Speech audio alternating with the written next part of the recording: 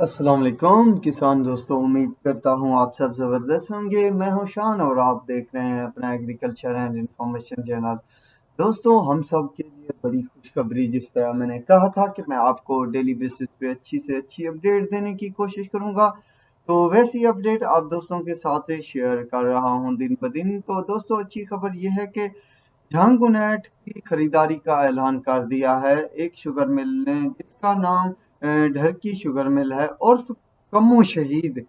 तो उसकी तरफ से कल एक पोस्ट जारी कर दी गई थी कि कम्मू शहीद यानी ढरकी शुगर मिल जो है वो झांगुनैट को बगैर कटौती 425 रुपए फी मन के हिसाब से लेगी। इसके अलावा COJ 84 और 278 को नहीं लेगी।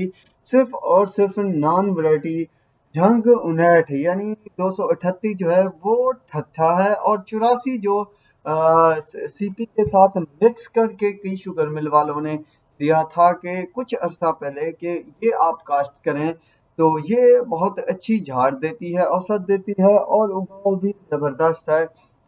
तो वो वैरायटी अब जो है उस शुगर मिल ने ममनू करार दे दी है। दोस्तों, सबसे अच्छी बात ये है कि रेट जो है वो अच्छा दिया जा रहा है, और दूसरी सबसे अच्छी बात यह है कि कोई कटौती भी नहीं लगाई जा रही।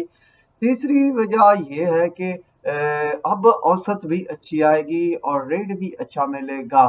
तो मेरा मकसद होता है दोस्तों, जो अपडेट आ जाती है वक्त पर मैं वो आप दोस्तों के साथ शेयर कर देता हूँ।